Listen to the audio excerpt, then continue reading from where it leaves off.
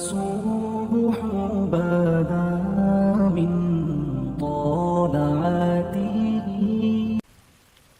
وہ کہتے ہیں کہ میں گھر میں کوئی کام کرانا تھا، کام ہوتے ہیں نا چھوٹے موٹے گھر میں، تو فرماتے ہیں میں مزدور لینے گیا بغداد میں، چوکوں پہ مزدور ساری عمر کا مزدور ہی ہے نا بیچارہ، امیر تو امیر تر ہوتا جا رہا ہے اور غریب تر ہو رہا ہے. ہمارے تو پیر بھی لوگوں کو کہہ رہے ہیں فقیر ہو جاؤ، خود امیر ہوتے جاتے، خود روز بروز امیر ہو رہے ہیں، دنیا کو کہہ رہے ہیں فقیر ہو جاؤ. تم بھی تو تھوڑا فقر اختیار کرو نا بھائی، جو درس دے رہے ہو. اللہ ماشاءاللہ سب کی بات نہیں کرتا.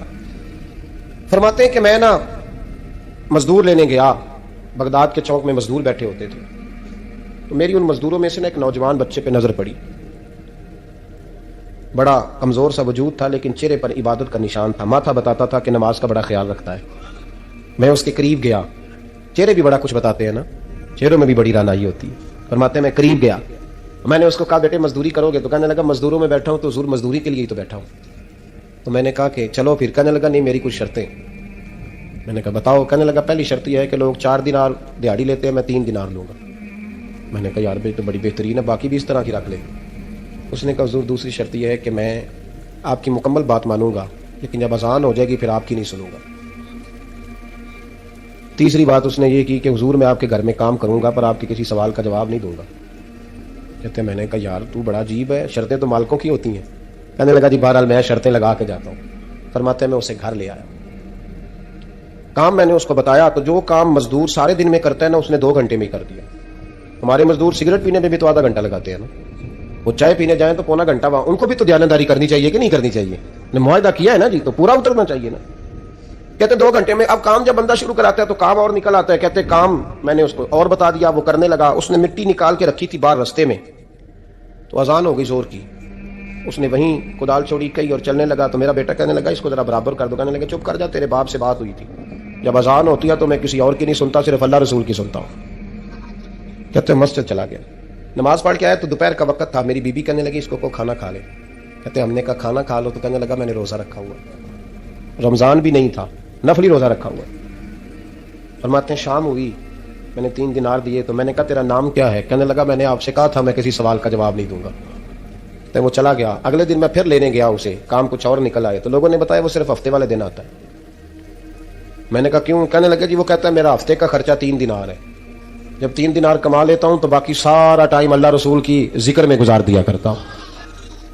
فرماتے ہیں جی اگلے ہفتے میں پھر لینے گیا. میں نے پورا ہفتہ انتظار کیا کہ کام اسی سے کرانا ہے. میں جب گیا تو میں نے کہا چلو. کہنے لگا میری شرطیں یاد ہے نا؟ اور میں نے کہا یاد ہے بھائی ساتھ چل. فرماتے ہیں کام کرایا. 2-3 ہفتے وہ آتا رہا. ایک ہفتے میں گیا تو لوگوں نے کہا حضور آج نہیں آیا. کیوں؟ کہنے لگے بیمار ہو گئے. کہاں گھر ہے؟ کہنے لگے بغداد کے قبرستان کے پیچھے جو کچی آبادی ہے اس میں رہتا ہے. فرماتے میں گیا، دروازے پہ دستک دی تو کہنے لگا حضور آپ ہیں؟ دروازہ کھلا ہے آ جائیے. فرماتے میں اندر گیا تو میں نے کہا تمہیں کیسے پتا چلا میں آیا ہوں؟ کہنے لگا حضور اللہ والے ہو، آپ نہیں آنا تھا، ورنہ امیر تو غریبوں کا پتہ لینے کوئی نہیں آتے. کہتے میں قریب گیا تو کہنے لگا میں آپ کا انتظار کر رہا تھا، تیز بخار ہے، تپ رہا. جیب سے کچھ پیسے نکالے. کہنے لگا یہ پیسے رکھ لیں. ایک انگوٹھی نکالی. کہنے لگا حضور آج رات کو میرا انتقال ہو جائے گا، ان پیسوں کا کفن خرید کے صبح جنازہ پڑھ کے مجھے دفن کر دینا، اور جب دفن کرو تو یہ انگوٹھی لے کے عصر کے بعد ہارون رشید کے پاس جانا. آپ اسے کہنا میں نے ملنا ہے پر وہ آپ کو ٹائم نہیں دے گا. آپ اس کو آواز دیجیے گا کہ تیری ایک امانت ہے میرے پاس. پھر وہ آپ سے ملے گا تو انگوٹھی دے دیں، پھر آپ میری طرف سے فارغ ہیں. حضرت فرمانے لگے تیرا نام؟ اور کہنے لگا حضور وقت تھوڑا ہے، آج رات میں نے جانا ہے، بڑی لمبی معافی مانگنی ہے رب کریم سے، اگر مناسب سمجھے تو مجھے اپنے رب سے تنہائی کرنے دیں. فرماتے ہیں میں آ گیا اور اس کی باتوں نے مجھے ساری رات سونے نہیں دیا. فرماتے ہیں صبح بڑی مشکل سے سورج نکلا. میں گیا دروازے پہ ہاتھ رکھا تو دروازہ کھلا ہوا تھا. اندر داخل ہوا تو خوشبوئیں میرا استقبال کر رہی تھیں. جب چہرے سے کپڑا ہٹایا تو اس کا تو انتقال ہو چکا، انتقال ہو چکا. ایسے جیسے کسی کا دیدار کر کے سویا. کہتے میں تو 2 آدمی لے گیا تھا جنازے پہ، پر پتہ نہیں دنیا کدھر کدھر سے آئی، کہاں کہاں سے. اکھاں جدوں میٹیاں زمانہ مینوں روے گا، اپنا تے اپنا بیگانہ مینوں روے گا، اپنا تے اپنا. اور میاں صاحب نے کہا تھا بعد مرن دے مکھڑا میرا ہو جاوے جے تازہ، پھر سمجھ لینا محبوب میرے نے آن پڑیا جنازہ. اور کسی اردو کے شاعر نے کہا تھا میرے مرنے پہ ہر سو شور مچ جائے گا دیکھو گے. اللہ میرے مرنے پہ ہر سو شور مچ جائے گا دیکھو گے، کہنے الوداع سرکار خود تشریف لائیں گے. فرماتے ہیں میں تو 2 بندے لے گیا تھا پر پتہ نہیں مخلوق کہاں کہاں سے آئی. جنازہ پڑا, دفن کیا. ہارون رشید کے پاس میں عصر کے بعد گیا. میں نے بلانا چاہا پر بادشاہ تھا, میری طرف دیکھا ہی نہیں. میں نے اس کو کہا تیری ایک امانت میرے پاس ہے. فرماتے ہیں مجھے کونے پہ لے گیا. کیا بات ہے؟ کمرے میں بلایا, میں نے انگوٹھی دی. ہارون رشید تو چیخے مارنے لگا, کہنے لگا انگوٹھی والا کہاں ہے؟ میں نے کہا وہ تو انتقال کر گیا. کہنے لگا مجھے قبر پہ لے چل. کہتے میں قبر پہ لایا تو وہ لیٹ گیا, تڑپ کے رونے لگا. میں نے کہا میرا کلیجہ پھٹ جائے گا, نہ اس نے کچھ بتایا نہ تو نے بتایا, یہ کون تھا؟ تو ہارون رشید کہنے لگا یہ میرا بیٹا تھا. میں نے کہا تیرا بیٹا اور مزدور؟ کہنے لگا حضور یہ حضرت داؤد تائی کے پاس بیٹھا کرتا تھا, ان کا مرید تھا. مجھے روز کہتا تھا ابا تو نے بڑی دنیا اکٹھی کر لیا, مرتے وقت تجھ سے ٹانگیں سمیٹی نہیں جائیں گی, اتنا حساب نہیں تو دے سکے گا. میں اس کو سمجھا دیتا, اس کی اماں سمجھا دیتی. یہ روز ہمیں کہتا چھوڑ دو, آ جاؤ اللہ رسول کی بارگاہ میں جھک جائیں. ہم ایک دن یہ چلا گیا. کہنے لگا پھر تمہارا راستہ اور ہے اور میرا راستہ اور ہے. یہ سونے کی انگوٹھی غلطی سے اس کے پاس رہ گئی, غلطی سے ہیرے کی انگوٹھی چلی گئی. کہنے لگا دیکھو میرے بیٹے نے آج وہ بھی واپس کر دی ہے. پھر تڑپ کے کہنے لگا ہارون رشید تھا تو یہ میرا بیٹا, پر میرا مرشد نکلا, میرا پیر نکلا. بھائی زندگی تو بڑی تھوڑی ہے نا. بابا صاحب نے کہا تھا اٹھ فریدا ستیا, اور داڑھی آ گیا پور, اگا نیڑے آ گیا, پچھا رہ گیا دور. اٹھ فریدا ستیا خلقت ویکھن جا, متے کوئی مل جائی بخشیا تے تم ہی بخشیا جا. اٹھ فریدا ستیا چاڑو دے مسیت, تو ستے رب جاگدا تیری ڈاڈے نال پرید. میرا رب ہمیں بھی اپنی بارگاہ میں قبول فرمائے. حضرت حبیب اجمی ایک بزرگ تھے, ان کے پاس ایک شخص اکثر آتا تھا, بڑا مالدار تھا, ایک ہی بیٹی تھی, وہ بھی ٹانگوں سے معذور تھی.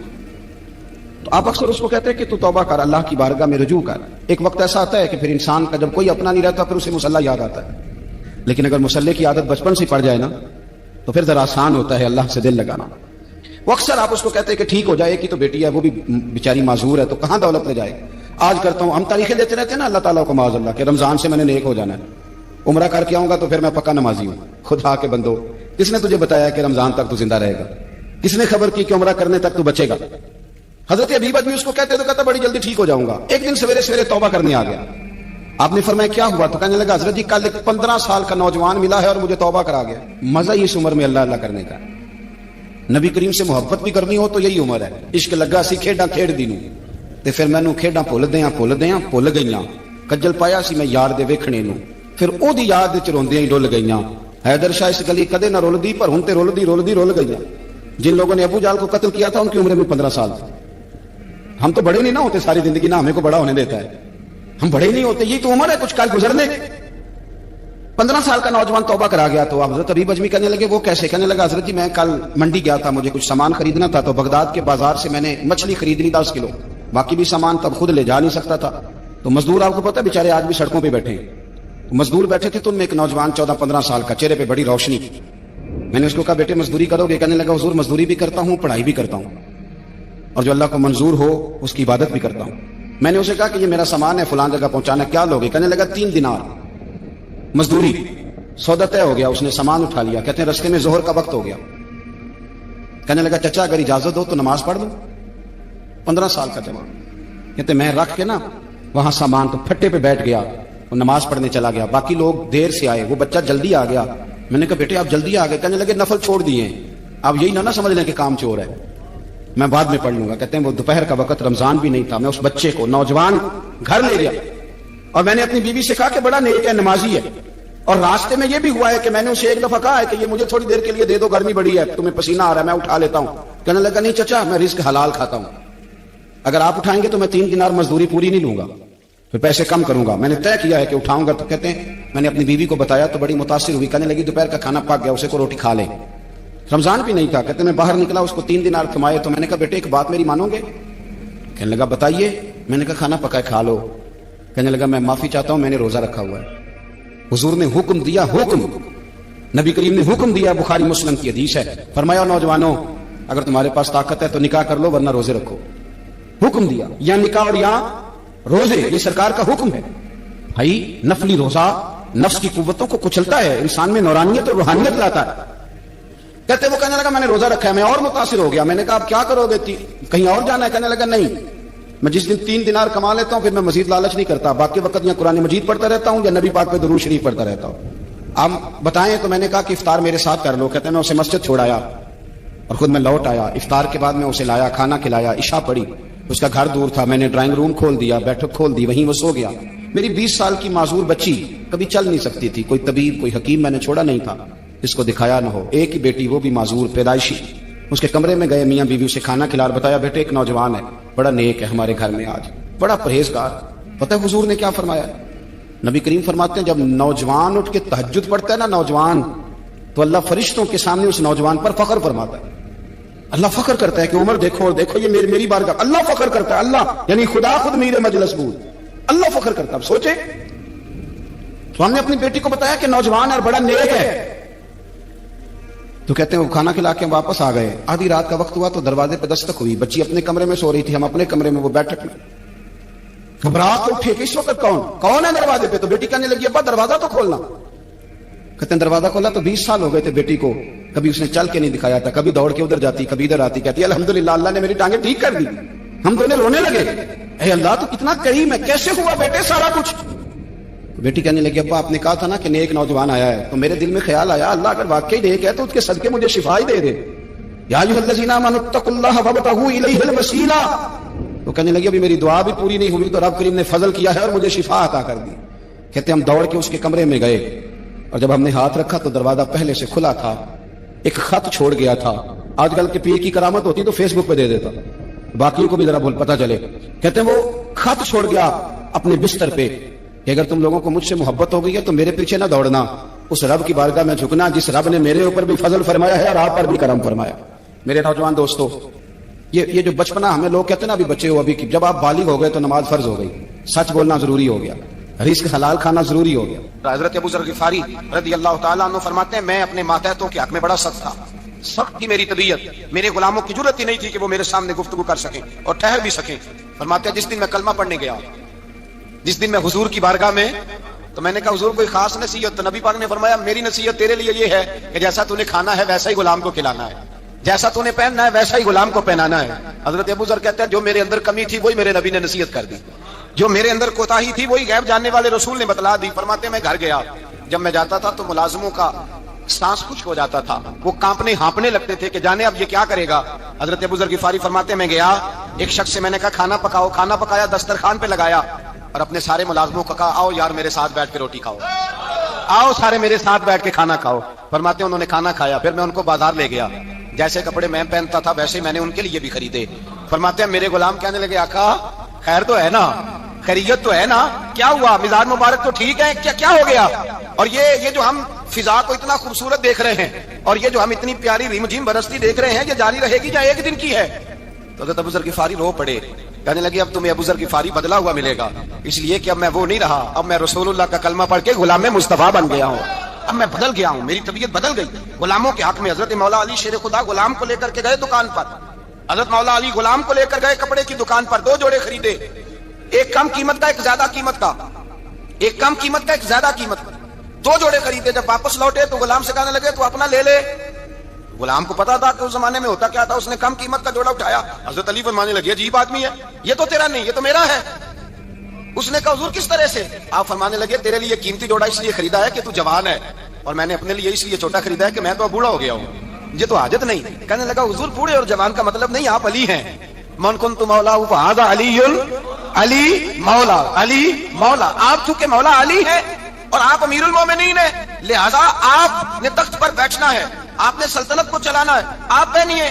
حضرت علی فرمانے لگے تو میرا غلام بنا ہے نا, تو نے ابھی میرے نبی کا دیدار نہیں نہ کیا, تو بعد میں آیا ہے نا. اگر تو اس دور میں ہوتا تو جان جاتا کہ یہ عمل میرا ہے, پر اس کے پیچھے جو نصیحت کے پھول ہیں وہ مصطفیٰ کے عطا فرمائے ہوئے ہیں. تو بھائی یاد رکھیں نبی کریم سید عالم صلی اللہ تعالی علیہ وآلہ وسلم نے تعین فرمایا مزدور کے حقوق کا, تعین کیا. حضرت حکیم بن حزام کہتے ہیں میں حضور کی بارگاہ میں بیٹھا تھا, تو نبی پاک صلی اللہ علیہ وسلم سے میں نے کہا یا رسول اللہ آپ کو کون سا آدمی پسند ہے, کون سا محنت کرنے والا پسند ہے؟ تو حضور نے فرمایا جس کے دونوں ہاتھ کام کریں, دونوں پیر چلیں اور اس کی پیشانی پر پسینہ آئے, وہ بندہ مجھے بڑا اچھا لگتا ہے. جس کی پسینہ آئے.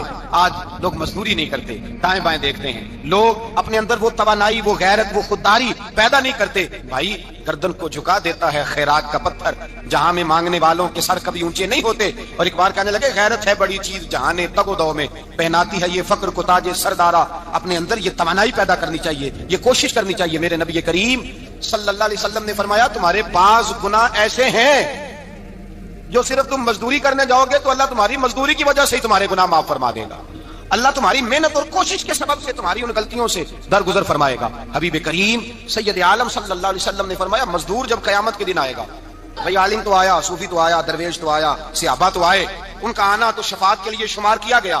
میرے مصطفیٰ نے فرمایا جب مزدور آئے گا, مزدور کی سب سے بڑی غلطی یہ ہے کہ مزدور اپنے آپ کو نیچ سمجھتا ہے. مزدور کی سب سے بڑی غلطی یہ ہے کہ یہ اپنے آپ کو چھوٹا سمجھتا ہے. اس کی زیادتی یہ ہے کہ یہ اپنی سوچ کو بڑا نہیں کرتا. یہ سمجھتا ہے نہیں کہ بھائی میں تو دو ہاتھوں کی محنت کی کمائی کھاتا ہوں, یہ آرزو کرم اور میں آپ سے کروں, یہ بھیک اس کو دیجیے جس کا خدا نہ ہو. مزدور کی زیادتی یہ ہے کہ یہ اپنے آپ کو چھوٹا جانتا ہے. میرے مصطفیٰ نے فرمایا جب مزدور محنت کرنے والا قیامت کے دن آئے گا تو اس کا چہرہ اس طرح چمکے گا جس طرح 14ویں کا چاند چمکا کرتا ہے. اس قدر اس کا چہرہ چمکے گا جب آئے گا وہ صبح قیامت. میرے بھائیو, مزدور ایک عظیم شخصیت کا نام ہے. محنت کرنا, اپنے دونوں ہاتھوں سے مشقت کرنا, جدوجہد کرنا. مجھے کئی سارے لوگ, میں جب ملک کے مختلف گوشوں میں جاتا ہوں تو کئی سارے لوگ کہتے ہیں آپ کے ابا جی کا مزار کدھر ہے, آپ کس مزار کے سجادہ نشین ہیں؟ تو میں ان سے کہتا ہوں میں سجادہ نشین نہیں, میں تو کسان کا بیٹا ہوں. اور میں اس شخص کا بیٹا ہوں جو رات کو 2 بجے اٹھ کے بھی گھر سے نکلتے تھے 2 نفل پڑھ کے, تو ہم پوچھتے تھے کہ اماں جی ابا جی کہاں گئے, تو کہتے تھے چند کھیتوں کو پانی لگانا تھا, اور رات کو رخصت ہو گئے. فخر کی بات ہے, یہ اعزاز کی بات, یہ اعزاز کی بات. ہم نے ساری زندگی ان کے ہاتھ پہ چھالے دیکھے, لیکن بات لفظ زبان پر یہی دیکھی کہ بیٹا عزت والا وہی ہوتا ہے جو اپنے ہاتھوں سے محنت کر کے روزی کھایا کرتا ہے. بھائی یاد رکھیں, یہ اعزاز کی بات ہے. اعزاز, مزدور کا بیٹا فخر کرے, کسان کا بیٹا ناز کرے. وہ جو آدمی سویرے جاتا ہے ویلڈنگ کا پلانٹ لے کے کام کرنے, اس کا بیٹا ناز کرے. وہ جس کا باپ پھاوڑا چلاتا ہے, چھینی چلاتا ہے, تھوڑا چلاتا ہے, وہ ناز کرے. اور مزار صرف ان لوگوں کے نہیں ہوتے جو اللہ اللہ کرتے ہیں, ہو کرتے ہیں, وہ تو قابل اعزاز ہے اللہ کے بندے, ان کے بھی مزار ہوتے ہیں. مزار وہ بھی ہوتا ہے جس کو میرے مصطفیٰ نے فرمایا القاسم حبیب اللہ, جو محنت کرتا تھا, ہاتھوں سے جدوجہد کرتا تھا, وہ بھی تو اللہ کا دوست ہے نا, اس کا بھی تو مزار ہے نا, اس کی بھی تو قبر پر انوار ہے جو اللہ کا محبوب ہو کے گیا. تو بھائی اپنا اعزاز جانے, سمجھے اس بات کو. میرے مصطفیٰ کریم صلی اللہ علیہ وسلم مزدور کو عزت دیتے, وقار دیتے, اور جو حضور کے گھر میں خادم ہوتے ان کی ناز برداری کرتے. ہمارے گھر میں جو بی بی برتن ہوتی ہے وہ ہمارے ساتھ بیٹھ کے روٹی نہیں کھا سکتی, اس کو یہ اجازت نہیں ہوتی. ہمارا جو مزدور ہوتا ہے نا, ایک صاحب کہنے لگے یہ بچہ میرے پاس کام کرتا ہے, اس کے ابا جی بھی کرتے تھے. تو میں نے کہا اس کا مطلب یہ ہے کہ تم نے آگے نہیں بڑھنے دیا, تم نے کہا مزدور ہی رہنا ساری زندگی, یہی رہنا میرے پاس, آگے نہ بڑھنا. میرے مصطفیٰ کریم سید عالم صلی اللہ علیہ وسلم کے پاس جو لوگ کام کرتے تھے, محنت کرتے تھے, مشقت کرتے تھے. ہمارا ملازم ڈرتا ہے, کانپتا ہے, وہ بات کرتا ہے تو صاحب جی کہتے کہتے زبان تھکتی ہے, 100 دفعہ موڈ کو دیکھتا ہے, گالیاں کھاتا ہے بیچارہ, اس کی عزت نفس کو اچھالا جاتا ہے, اس کو رسوا کیا جاتا ہے, اور وہ بیچارہ رات کو رضائی میں منہ دے کے روتا ہے کہ یار میرے نصیب صرف اس لیے کمزور ہے کہ میں غریب کے گھر میں پیدا ہوا ہوں. ہم احساس نہیں کرتے, اور مزدور کو کبھی موقع مل جائے جان چھوٹنے کا تو بھاگ جاتا ہے. ہمارا کردار اور اخلاق ایسا نہیں ہوتا. حضرت زید بن حارثہ رسول اللہ کے غلام تھے, نبی پاک کے گھر میں جھاڑو دیتے تھے, برتن مانجتے تھے. یہ بچپن میں اپنے قبیلے سے گم ہو گئے تھے, کسی نے اغوا کر کے لا کر کے بیچ دیا تھا, گم ہو گئے تھے. حضور کی بارگاہ عالی مرتبت میں لائے گئے. حضرت زید بن حارثہ سارا دن کام کاج کرتے. کوئی آدمی آیا ان کے علاقے کا, مکہ مکرمہ, ان کو پہچان کر واپس گیا ان کے قبیلے میں, اور جا کے بتلایا کہ تمہارا بیٹا تو محمد ابن عبداللہ صلی اللہ علیہ وسلم کے پاس. اس وقت حضور نے ابھی اعلان نبوت نہیں فرمایا تھا. ان کے والد حارثہ چچا لینے آئے, اور نبی پاک کے پاس آئے تو 2 تھیلیاں شرفیوں کی بھر کے لائے. کہنے لگے حضور یہ پیسے لے لیں, 2 تھیلیوں میں پیسے ڈالیں, دینار ہے, درہم ہے, حضور لے لیں, ہمارا بیٹا دے دیں. نبی پاک صلی اللہ علیہ وسلم نے فرمایا تمہیں غلطی لگ گئی ہے, پیسے پیچھے ہٹاؤ, میں زید کو بلاتا ہوں, میں زید کو, ادھر دیکھیے گا, میں زید کو, میں اسے بلاتا ہوں, اگر وہ جانا چاہے تمہارے ساتھ تو مجھے اعتراض نہیں لے جانا.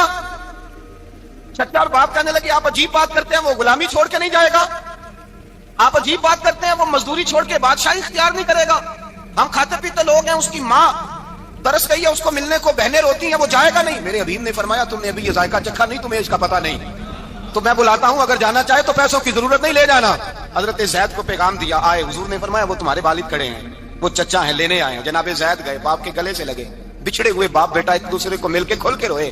کہا بیٹا تیری ماں کی آنکھیں پتھر ہو گئی تیرا رستہ دیکھ کے, تیری بہنیں ترستی ہیں تیرے چہرے کے دیدار کو. بیٹا وہ گلیاں بھی روتی ہیں جن میں تو کھیلا کرتا تھا, پر اب فکر کی بات کوئی نہیں, اب کوئی پریشانی نہیں, میں پیسے لایا ہوں, تجھے لے جاؤں گا.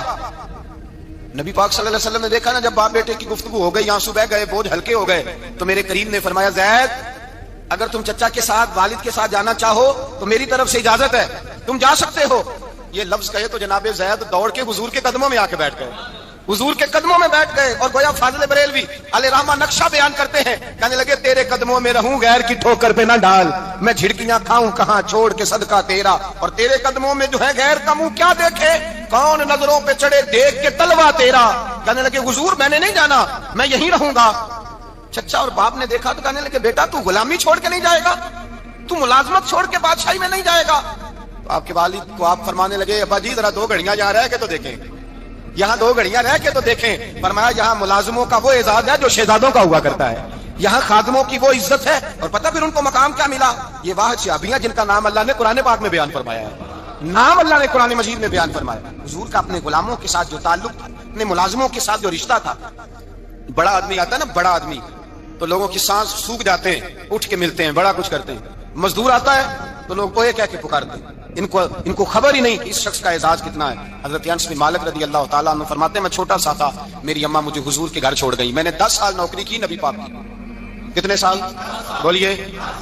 12वें दिन लोग कहते हैं बस भाई खत्म हो गया, अब फ्रैंकनेस हो गई है, अब जो मर्जी तेरे साथ करेंगे। 10 साल नौकरी की मैंने, लेकिन जनाब अनस फरमाते हैं नबी पाक ने कभी मुझे उफ तक भी नहीं कहा था, उफ तक भी नहीं कहा था, उफ तक भी। हुजूर ने भेजा जाओ फला आदमी को बुला करके लाओ। हजरत अनस बिन मालिक रदी अल्लाह ताला अन्हु फरमाते हैं मैं बुलाने गया, बच्चा था छोटा सा, रास्ते में बच्चे खेल रहे थे तो मैं उनके साथ खेलने लगा, महव हो गया, मुझे पता ही ना चला वक्त का। हुजूर ने जब मुझे भेजा तो फरमाया जल्दी जाना और जल्दी आना, अब मुझे खबर ही नहीं, बड़ी देर हो गई। हुजूर वहां इंतजार कर करके खुद तशरीफ लाए। कहते जब नबी पाक आए तो मैं बच्चों के साथ खेल रहा था, हुजूर ने जब मुझे खेलते हुए देखा, मेरी अचानक नजर पड़ी तो मेरे होश उड़ गए। हुजूर ने तो कहा था जल्दी आना और मैं यहाँ खेलने लगा, यहाँ इतना उलझा के मुझे ख्याल नहीं रहा किस काम आया हूँ। हजरत अनस फरमाते हैं मैं डरने लगा, जैसे जैसे हुजूर करीब आते मेरी टांगे कांपती। फरमाते हैं जब नबी पाक करीब आए तो कुर्बान जाऊं मासूम आमिना के, फरमाते हैं हुजूर ने मेरी गर्दन पे थपकी दी और हुजूर ने हंस के फरमाया ओ भाई लगता है तो खेल में गुम हुआ है, तो तुझे याद ही नहीं रहा मैंने किस काम भेजा था, तुझे याद ही नहीं रहा। कहा या रसूलल्लाह सल्लल्लाहु अलैहि वसल्लम मैं भूल गया था, मैं अभी जाता हूँ। क्या अंदाज है, क्या शफकत है, क्या रंग है। हुजूर मैं अभी गया और अभी आया। नबी पाक ने फरमाया नहीं यार तू खेल, मैं खुद ही चला जाता हूँ, तू खेल, यहां मैं खुद जाता। ये एजाज, ये फजीलत, ये दर्जा किसने जर्रों को उठाया और सहरा कर दिया, ये किसने कतरों को मिलाया और दरिया कर दिया, ये किसकी हिकमत ने यतीमों को किया दुर्रे यतीम और गुलामों को दुनिया भर का मौला कर दिया, ये किसने इतना। मेरे भाई मजदूर को हुजूर ने एजाज दिया। नबी पाक अपने हाथ से काम करने वाले के साथ उसने सलूक करते, मोहब्बत करते, प्यार करते। एक बूढ़ी अम्मा थी जो मस्जिद में झाड़ू देने की मजदूरी करती थी। क्या काम करती थी? दुआ करें अल्लाह हम सबको मस्जिद की सफाई की तौफीक अता फरमाए। बूढ़ी अम्मा थी, मस्जिद की सफाई करती थी, नौकरी करती थी, बीमार हो गई। बुखारी शरीफ में मौजूद है अल्लाह के महबूब सल्लल्लाहु अलैहि वसल्लम रोज तीमारदारी करने जाते। एक वक्त ऐसा आया कि दिन में 2 मरतबा हुजूर तीमारदारी करने जाते। एक शाम नबी पाक ने फरमाया इसका इंतकाल हो जाए तो मुझे इत्तला करना। सहाबा कहते हैं रात के वक्त उनका इंतकाल हुआ, ठंड का मौसम था, हमने हुजूर को तकलीफ देना मुनासिब ना समझा, हमने दफन कर दिया। सवेरे अल्लाह के हबीब ने पूछा तुमने मुझे इत्तला क्यों नहीं दी? हुजूर सर्दी बड़ी थी। कौन जाता है मजदूरों के जनाजों में, कौन जाता है मजदूरों के जनाजे में? यहाँ तो अब जनाजे भी सियासी हो गए हैं, अब तो कोई बहुत बड़ा अमीर आदमी फौत हो जाए तो वहाँ रश होता है, वहाँ रश होता है, गरीबों का तो जनाजा भी कोई नहीं पड़ता। हजरत जनाब सैयदना अबू हुरैरा रज़ी अल्लाह ताला अन्हु फरमाते हैं हुजूर ने फरमाया मुझे इत्तला क्यों नहीं दी? तुम्हें उसके एजाज का नहीं पता? वो मजदूर थी, मस्जिद में झाड़ू देती थी, तुमने खबर ही नहीं दी। हुजूर विशाल हो गया, फरमाया चलो मुझे बताओ कब्र कहाँ है। हुजूर सारा कुछ जानते हैं लेकिन ये सारी तमीद इसलिए बयान की कि एक मजदूर की शान वाज़े हो जाए। फरमाया बताओ कब्र कहाँ है? सहाबा कहते हैं हम कब्र पे ले गए तो मेरे नबी ने फरमाया सबे बनाओ मैं दोबारा जनाजा पढ़ाऊं। सय्यदना व मौलाना मुहम्मद अल्लाहुम्मा सल्लि अला सय्यदना व मौलाना मुहम्मद। अल्लाह के शेर है दरे गर्रार पर दुरूद, अल्लाह के शेर है दरे गर्रार पर